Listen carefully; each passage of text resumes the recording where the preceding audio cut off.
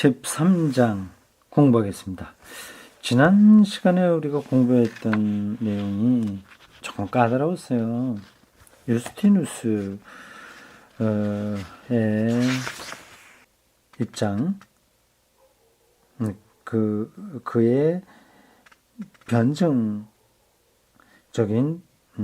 관점, 그런 것들을 말하고 있습니다. 근데 굉장히 철학적인 거라서 우리가 이렇게 이런 책만 읽고 다 따라하기가 좀 힘들었어요. 자, 그래도 우리가 한번 그런 사람이 있었다 하는 것만 듣는 것으로도 공부라고 할 수 있습니다. 이 사람이 말하려고 하는 핵심을 한마디로만 정리하면 이렇습니다. 그리스도교의 신학이야말로 유일한 철학이다. 그렇게 생각하시면 돼요. 그러니까 그가 신학을 더 확대하려면 당연히 철학과의 대화를 해야 되는 거죠. 그리고 왜 그리스도교가 유일한 철학인지에 대한 해명을 해야 되는 거죠. 그 해명의 핵심 키워드는 로고스예요. 이미 그는 철학에서 쓰던 용어인데 그게 예수 그리스도를 통해서 시작되었다. 그게 온전하게 드러나게 되었다. 그게 계시되었다. 그게 성육신되었다. 그런 입장이라고 할 수 있습니다. 자, 오늘 13장 13번째 강의는 신과 로고스입니다. 여전히 로고스로 지금 가고 있어요. 초기 그리스도교 사상을 형성하는데 이 로고스 개념이 예상외라기보다도 그건 예상은 하고 있었지만 생각보다 훨씬 많이 영향을 끼쳤던 것 같아요. 로고스요. 자, 신과 로고스라고 하는 소제목의 이 공부를 시작하겠습니다. 파르메니데스가 존재에 귀속시켰던 모든 성질은 변증론자들에 의해서 신학이 귀속되었다. 이 파르메니데스는 물론 신학자가 아니라 철학자죠. 헬라 철학자입니다. 파르메니데스가 존재에 귀속시켰던 모든 성질은 변증론자들에 의해서 신학이 귀속되었다.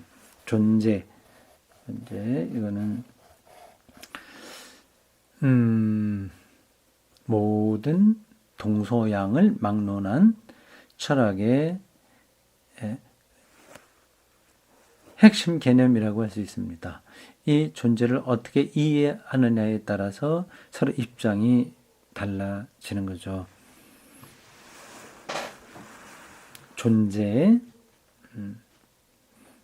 존재가 동양식으로 얘기해서 도라고도 할 수 있습니다. 도. 폴 틸리의 표현을 빌리면 하나님은 new being입니다. 새로운 존재, new being. 이 존재에 관한 모든 것들을 기독교의 변증론자들은 신과 연결시켰습니다. 영원성, 불생성성, 불생성, 만들어진 게 아니라 원래 있는 거다. 불욕성, 욕망이 없는 것, 욕망을 안 하는 것, 없는 거 아니라 안 하는 거네요. 무욕성이 아니라 불욕성이네요. 불욕성하고 무욕성하고 어떤 차이가 있을까요?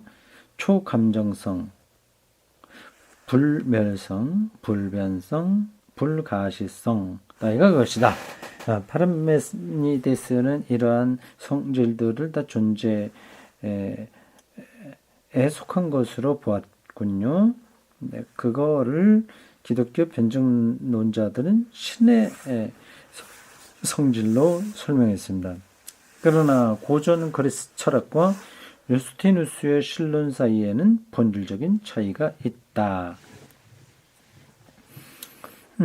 파르메니데스 얘기하다가 유스티누스로 다시 또 얘기하는 걸까요?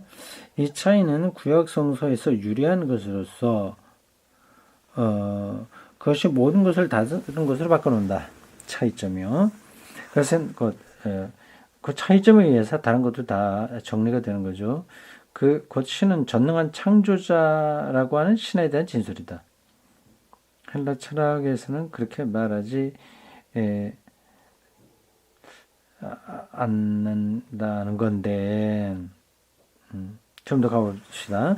신은 전능한 창조자라고 하는 신에 대한 진술이다. 이 진술이 이루어지는 순간 이와 함께 추상적이고 신비적인 신의 유일성, 동일성 안에 인격적 요소가 들어간다. 창조자로서의 신은 행동하는 신이며 전능자로서의 신은 움직이는 모든 것 배후에서 활동하는 힘이다. 헬라 철학이 얘기하는 이데아 이런 것들은 이런 성질이 없나요?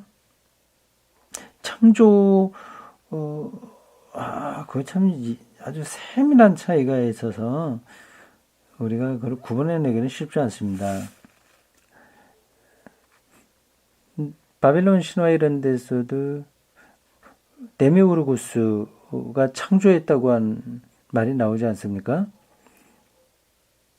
근데 거기서는 전능한 건 아니다 그 얘기인가요? 선한 것을 창조했고 악은 또 다른 데미우르고스 이러한 신은 전능하긴 한데 이 세상은 또 다른 전능한 악한 존재가 있다 그렇게 보고 있는 거죠. 그러나 기독교 구약 성서의 근거는 하나님은 유일한 창조자예요. 악한 신이 따로 있고 선한 신이 따로 있는 게 아닙니다. 이러한 신관념은 그리스도교의 유일신론이 존재의 초인격적 요소와 창조자로서의 신의 인격적 요소 사이를 오락가락하고 있음을 보여주는데 이것은 매우 흥미있는 일이다. 이러한 오락가락함은 신의 관념이 사고의 대상이 될 경우에는 불가피한 현상이다. 하나님을 우리가 절대 다 알 수 있는 게 아니니까요. 또 이런 관점도 있고 저런 관점도 있고 할 수 있지 않습니까? 이제 그걸 오락가락한다고 얘기했는데 이걸 어떤 단어의 번역인지 모르겠습니다. 영원한 것, 무제약적인 것, 불변적인 것과 같은 이러한 요소는 결코 배제될 수가 없다. 신에게 그런 속성이 없으면 안 되죠. 한편 실질적인 종교생활이나 우리의 피조성의 경험은 하나의 인격 대 인격의 관계를 전제하고 있다. 대화하고 하나님과 대화한다고 하고 감사하고 찬양하고 하나님 허락해 주시고 그런 관계, 인격 대 인격의 관계가 실제 종교생활에서는 나타나고 있는 거 아니겠어요? 근데 하나님은 영원하고 전능하고 이제 이러한 것하고는 요게 조금 딱 매치가 되는 것은 아닙니다. 그리스도교는 이 두 측면 사이를 오락가락 할 수밖에 없었다. 왜냐하면 이 두 측면은 신 자체 안에 있기 때문이다.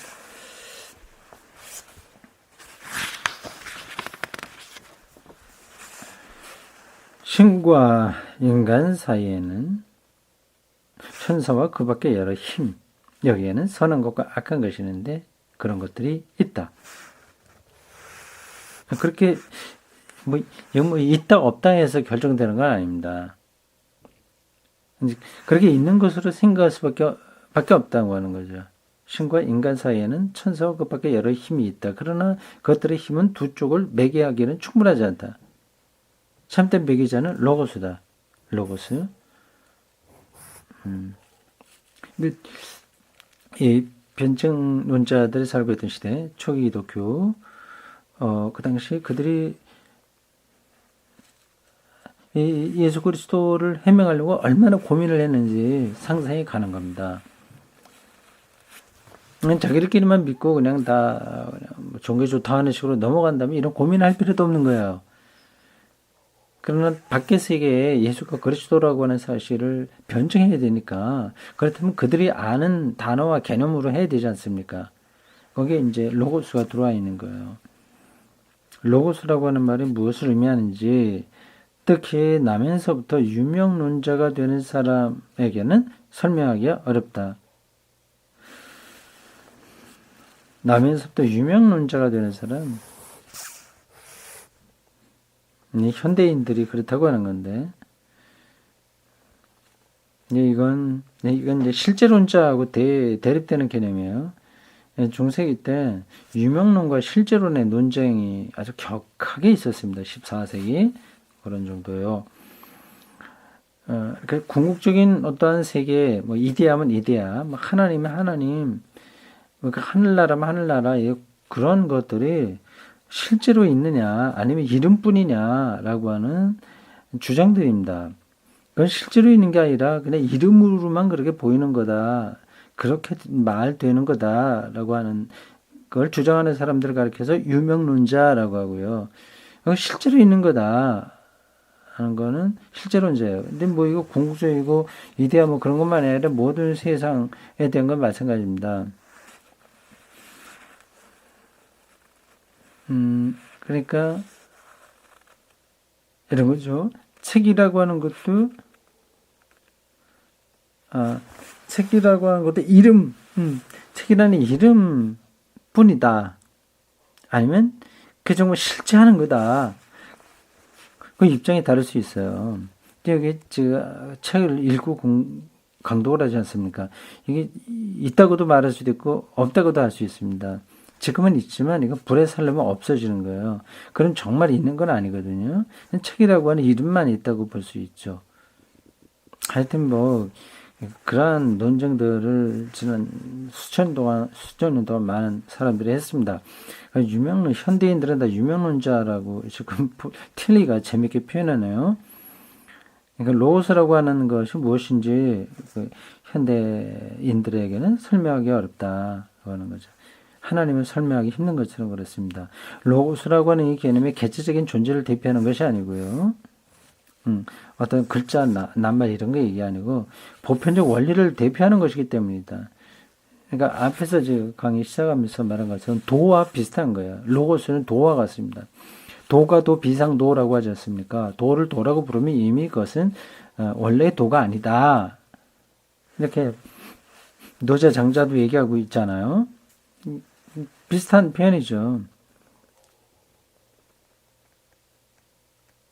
예컨대 존재의 힘으로서의 보편 개념에 의해서 생각하는데 젖어 있지 않는 사람에게 다시 한번요. 존재의 힘으로서의 보편적 개념에 생각하는데 젖어 있지 않은 사람에게 로고스와 같은 개념이 여간해서 이해되기 어려운 법이다.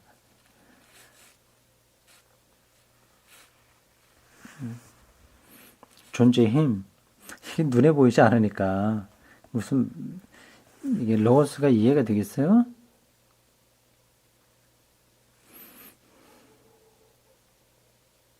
이 개념은 플라톤주의나 중세의 신념론, 실제론이에요. 신념? 이 개념은 플라톤주의나 중세의 신념론을 배경으로 해서 신념론이라고 하는 말은 별로 없는데 송기덕 선생이 이거 어떤 단어를 신념론이라고 했는지 모르겠습니다. 넘어가죠. 신념론. 네. 로고스란 신의 자기 계시의 원리다. 로고스란 자신 안에서 자신에 대해 자신을 나타내는 신이다. 표현이 멋진데 알쏭달쏭하죠. 다시 읽어보겠습니다. 로고스란 자신 안에서 자신에 대해 자신을 나타내는 신이다. 따라서 신이 나타날 때는 언제나 그것이 자기 자신에 대해서든 신 밖의 다른 것에 대해서든 로고스로서 나타난다. 이 로고스가 단 한 번 유일적으로 그리스도로서의 예수에게 나타났던 것이다. 변정론자들에 따르면 이것이 곧 그리스도교의 위대성이며 그리스도교의 구원에 관한 그들의 주장의 근거가 된다. 왜냐하면 신적 로고스가 그 완전성 그대로 그리스도로서의 예수 안에 나타나지 않았다면 구원은 결코 불가능했을 것이기 때문이다. 이러한 논증은 실존에 근거한 것이지 사변에 근거한 것이 아니다. 그렇죠. 이 로고스에 대한 서로 온갖 생각들, 그리고 관념들, 사변들 그런 것들은 서로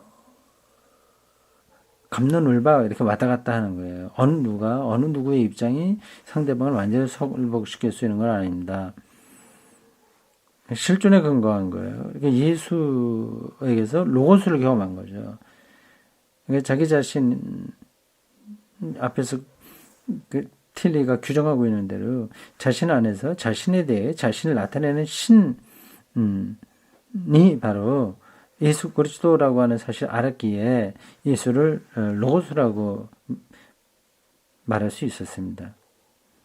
그러니까 이거는 사변으로가 아니라 실제 예수 경험에서 나왔다고 하는 거죠. 이것은 고대 그리스도교 신학자들이 구원의 경험에서 출발해요.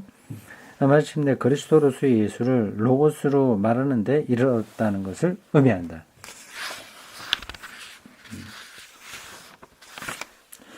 그러나 이와 함께 그리스도 로고스론이 철학적 사변으로 발전한다는 사실도 알 수 있다. 일단 그렇게 실제 경험에서 나왔지만 점점 철학적으로 발전하는 거예요. 로고스는 아버지로서의 신의 최초의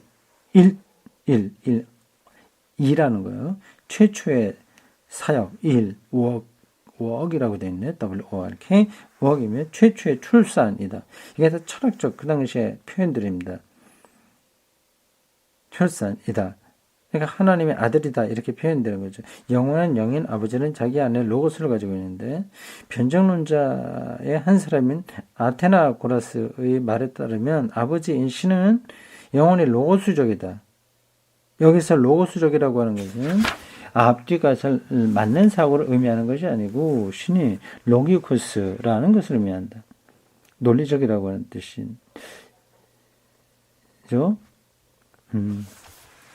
다시 말해 신은 의미와 진리의 원리에 부합한다는 것을 뜻하는 것이지 결코 비합리적인 의지는 아니라는 것을 뜻한다. 신은 또한 영원한 이성이라고 일컬어진다. 영원한 이성. 에비게 누스 이성이에요. 누스. 이것은 신이 자기 자신 안에 자기 계시에 힘을 지니고 있다는 것을 의미한다. 이러한 사상은 우리의 인격적 경험의 유비에 의해서 이해될 수 있다. 다시 말해서 인간에게는 비록 그것이 언제나 말로 표현된 것은 아니라고 하지만 어떠한 방식으로나 언어에 실려서 진행되지 않는 정신적 과정이란 존재하지 않는다. 정신적 과정은 무언의 언어 없이는 어떤 방식으로도 진행되지 않는다. 마찬가지로 신의 내적인 정신적 삶도 로고스 곧 무언의 말없음의 언어를 자기 안에 지니고 있는 것이다. 복잡하죠. 그냥 그렇게 읽고 듣는 것으로 만족하면 됩니다. 이래하여 신이 자기로부터 이 세계로 나가는 정신적 과정이 일어난다. 이것은 신이 자기 자신을 계시하는 그것도 자기 자신과 세계에 대하여 자신을 계시하는 과정이다. 그러나 이 과정은 결코 분리를 일으키는 것은 아니다. 말이란 그 말을 하는 자, 곧 신과 동일한 것은 아니다. 그러나 말은 신과 분리되지 않는다. 말은 신의 자기 계시 현현이다. 그러나 만일 말이 신과 분리된다면 그것은 공허한 것이 되고 아무런 내용도 없는 것이 된다. 그 때문에 신에게서 로고스의 산출 과정은 그 자체가 영원한 과정이며 신을 조금도 축소시키지 않는다. 로고스의 산출 과정. 로고스를 도로 바꾸는 게 정말 맞는 것 같아요.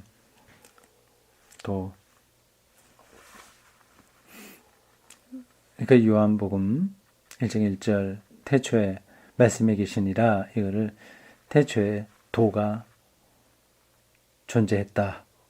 이렇게 번역하는 게 정확한 의미인 것 같습니다.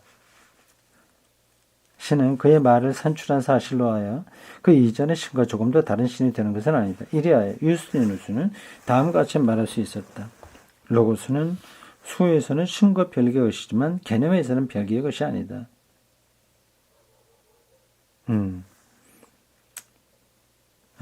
숫자는 계량, 숫자 하나, 둘, 세는 거니까요. 그는 구별되지만 예수와 하나님과는 구별되지만 개념적으로는 하나다. 본질적으로 하나다. 이런 얘기입니다. 그러니까 예수의 신성과 인성의 문제, 하나님과 본질이 동일하냐 아니냐 뭐 그런 문제, 삼일체에 이르기까지의 모든 사상적인 배아가 이런 데에 다 들어있는 겁니다. 로고스는 신이다. 그렇지만 그것은 유일한 신은 아니다. 로고스는 본질에서는 신과 하나다. 그렇죠? 그대로 호모우시오스라고 하는 개념 여기 다 들어있는 거네요. 요스티누스는 내재적 로고스와 초월적 로고스라고 하는 스토아 교수를 여기에 적용하고 있다. 철학에 많은 영향을 받았습니다. 신 안에 있는 로고스는 로고스 엔디아 테토스, 곧 내주 안에 있는 로고스다. 영혼이 내주한 이 로고스는 신이 자기 자신을 자기 자신에게 말하는 말이다. 좀 우습죠? 로고스는 신이 자기 자신을 자기 자신에게 말하는 말이다. 넘어갑시다. 여기 계속 너무 머는 게 있으면 재미가 없어서 안 되겠어요. 요거 유스티누스 요건 좀 빨리 지나가는 게 나을 것 같아요. 조금 더 나가면 다음에는 영지주의가 나오면 또 훨씬 더 나을 것 같은데, 요 부분이 좀 헬레 철학하고의 세밀한 관계였어서 아직 신학의 체계를 잡기 전이었어요. 조금 따라가기가 쉽지 않습니다. 요거는 제가 빨리 읽겠습니다.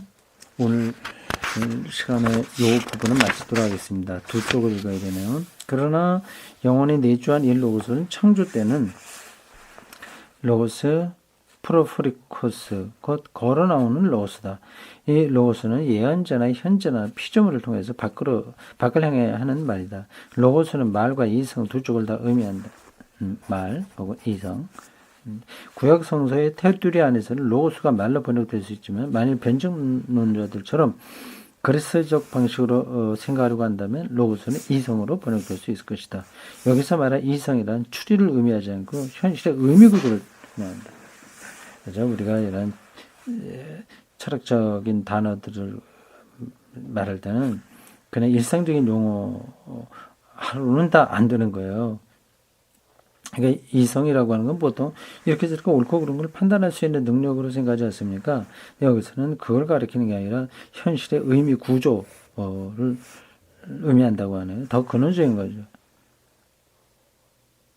네. 그러니까 내가 뭐 옳다 그르다고 하는 걸 생각하는 것보다도 먼저 그 옳고 그름 어떻게 볼 수 있는 그게 있는 거 힘이 있는 거예요. 그게 힘이 나에게 와서 나로 하여금 그걸 알게 하는 겁니다. 그게 로고스의 작용이에요. 말씀으로 번역하든 이성으로 번역하든 로고스는 신적인 것의 직접적인 자기 계시 시작으로서 신적인 바탕보다 낮은 차원의 것이다. 왜냐하면 신적인 바탕은 언제나 자기 자신을 향해서든 밖을 향해서든 자기 계시를 발출하는 맨 처음이기 때문이다. 로고스는 신의 산출의 시작이다. 로고스는 신과 비교한다면 그 초월성이나 신성에서 좀 낮은 것이다. 예수를 그렇게 볼 수 있을까요? 만약 그렇다면 로고스는 어떻게 신을 충분히 계시할 수 있는 것인가? 이런 물음은 변증론자들이 로고스라고 하는 개념을 도입했을 때 바로 나타났으며 이웃 줄곧 이어져 갔다. 만일 로고스가 운동에서 신의 자기 계시라면 열어주는 거예요. 시작하는 거예요. 로고스는 신 이하의 것인가 아니면 충분히 신과 같은 것인가. 그뿐만 아니라 하나님 사람들은 그리스도를 계속 신이라고 불렀던 것이다. 그런데 살다가 죽었던 하나의 역사적 인간 존재를 신이라고 부르는 것은 이게 그들에게 어떻게 이해될 수 있나? 어떻게 그들을 이해시킬 수 있나? 문제가 된 것은 바로 이 점이었으며 육화, 그것은 아니었다. 육화가 문제가 아니라 그 죽었다 부활했다고 하는 역사적 실존임으로 어떻게 신이라고 말할 수 있냐고 하는 거죠. 육화는 그리스도 신화에서는 그 밖의 신화에서 흔히 있는 표성이 하나였다. 그러니까 이해시키기 좋아요. 신들은 어떻게 해서 지상에 내려와 인간이나 동물이나 식물의 형상을 입고서 행동하다가 다시 신성으로 되돌아가는가를 말하고 있다. 신화가. 그러나 이와 같은 종류의 육화 개념은 그리스도에게서는 받아들일 수 없었다. 이 어려운 점은 동시에 하나의 역사적 인간이었던 바로 이 신의 아들을 어떻게 절대적이고 유일한 신의 육화라고 생각하는가에 있다. 이 육화는 단 한 번, once for all, 단 한 번 사건이다. 육화하는 것은 신의 특정한 요소나 성격이 아니다. 오히려 육화한다는 것은 자신의 중핵 바를 것이다. 됐어요. 그냥 넘어가겠습니다. 읽어봐도 너무 그 로고스로 깊이 연관되어 있어서 좀 그렇네요. 맨 마지막 패러그래프 보겠습니다. 로고스가 베푸는 은총이란 신의 인식과 율법과 부활이다. 그리스도는 로고스로서 무엇보다 먼저 스승이었다고 하는 것을 변증가들은 받아들였다. 그러나 이 스승이란 그가 우리보다 더 잘 아는 많은 것을 우리에게 가르쳐 준다는 의미의 스승이 아니고 실존적인 존재의 힘을 부여하는 소크라테스적인 의미의 스승을 말한다. 단순히 알려주는 스승이 아니라 존재할 수 있는 힘을 주는 스승. 로 이해했다는 거예요. 로고스적인 스승이죠. 로고스라는 이 스승은 그러니까 우리가 세밀하게 다 따라가지 못해도 초기 기독교인들이 이런 문제를 얼마나 고심을 했는지를 우리가 상상할 수 있습니다. 그냥 뭐 예수가 그리스도라고 하는 말도 그냥 나온 건 아니고요. 로고스라고 하는 것도 그렇고 하나님의 아들, 뭐 부활, 승천, 뭐 재림, 뭐 등등등등 그런 것들이 그냥 그렇게 다 명확하게 모든 것이 탁탁탁 진행되고 하늘에서 뚝 떨어진 계시 때문에 알게 된 것은 아닙니다. 주변에 이러한 철학들과의 끊임없는 대화, 를 통해서 더 깊이 이해하게 된 거죠. 근데 그들에게 무조건 영향받은 것은 아니고 예수에 대한 특별한 자기들의 경험이 일단 거기에 있는 거예요. 그걸 이제 로고스라든지 이러한 존재 개념이라든지 이런 것들을 근거로 해서 밖의 세상에다가 자기들의 그리스도인들이 경험을 변증한 거죠. 그 변증하기 위해서 이런 철학적 사유가 필요했다고 하는 겁니다. 근데 그 철학적인 사유를 단순히 사유하는 것을 끝나지 않고 그리스도를 조직적으로 해명하는 교리로 이제 끌어들인 거예요. 그러니까 그 교리 자체가 절대적인 것은 아니에요. 그 교리를 통해서 그리스도인들이 예수 그리스도를 어떻게 경험했는가를 아는 게 중요한 거죠. 로고스라는 이 세상은 우리에게 신에 관한 진리를 가르쳐주고 우리가 우리 안에 있는 우리의 자유 의지를 가지고 그 진리를 지키지 않으면 안 될 도덕적 규범을 가르쳐준다. 그에 하여 그리스도교는 일종의 주지주의화의 경향을 지니게 되었다. 주지주의화, 인텔렉투알리지어롱 이렇게 되어 있네요. 인텔렉투알리지어롱은 주지주의화라고 표현하고 했어요. 지적으로 됐다고 하는 건데, 지성적으로 됐다는 건데, 도덕주의와 모랄리지어롱, 그러니까 지성화와 도덕화, 이 두 가지 경향을 갖게 되었습니다. 이 위험성은 이게 왜 위험성이라고 그랬죠? 이게 기독교 신앙의 본질을 놓칠 수 있기 때문에 위험하다고 했나요? 어떤 의미인지 지금 제가 정확하게는 모르겠어요. 이 위험성은 로고스론에서 나온 하나의 결과였다. 이러한 위험성 때문에 로고스론은 언제나 되풀이해서 공격을 받게 되었다. 여러분 그냥 제가 100% 정확한 건 아니지만 이렇게 예상할 수 있어요. 이 위험성이라고 하는 게요. 그러니까 예수 그리스도의 죽음과 부활 아래 더 집중을 해야 되는데, 그러니까 그런 경험으로 들어가는 게 중요한데, 자칫 지성적으로 그거를 이해하는 것, 혹은 도덕적으로 바르게 사는 것으로 나갈 수 있었다고 하는 겁니다. 그래서 지금 우리가 이 강의안을 책으로 만든 걸 보기 때문에 폴 틸리가 그 강의하는 그 자리에서 실제로 뭐를 얘기하려고 했었는지를 자칫하면 놓칠 수가 있어요. 이 강의를 처음부터 끝까지 일목요연하게 다 할 수 있는 건 아니거든요. 그리고 그 문장과 문장 사이에 뭐가 생략될 수도 있고요. 비약되기도 하고 그렇습니다. 우리가 뭐 따라가는 것만큼만 따라가 보도록 합시다. 수고했습니다.